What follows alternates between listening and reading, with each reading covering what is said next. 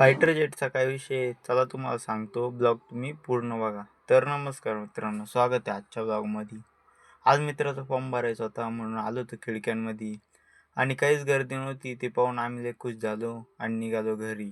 आणि खिडक्यांचं दुःख काय आहे हे फक्त KTHM कॉलेजवालेच सांगू शकताय.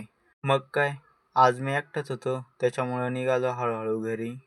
मग आपला भाऊ कॉलेजला का बरं नव्हता आला. मी त्याच्याकडे आलो तर त्याने मला कामच लावलं. म्हणे मला दे कुऱ्हाड घासून. मग काय, त्याची कुऱ्हाड घासून देत होतो.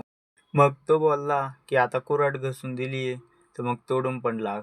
मग त्याला 2-3 टोले मारून दिले आणि मग त्याच्याकडे दिली. तो म्हणत तेरी बस की बात नाही, मी लगेच तोडतो म्हणे. मग काय, त्याने लगेच तोडली. तेवढं तिथं लय जोरात आवाज झाला. वरती बघितलं तर फायटर जेट होतं. तो म्हणे आपल्याला गोळ्या चालवायच्या आधी इथून निघ पहिले. मग काय, आम्ही दोघांनी बाहुळ तोडायचं सोडून निघालो डायरेक्ट घराच्या दिशेने. मग घरी आलो तर आपल्याला शाळूला पाणी भरायला लावलं होतं. शाळूला पाणी भरता भरता तिथे बगळे पण आले होते. आणि हा एक आपला छोटा शेतकरी काय करतोय, त्याला जाऊ द्या आता.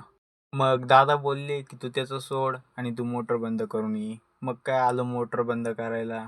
आणि मोटर बंद करायला आलो, मग काही कांड होणार नाही असं कधी झालंच नाही.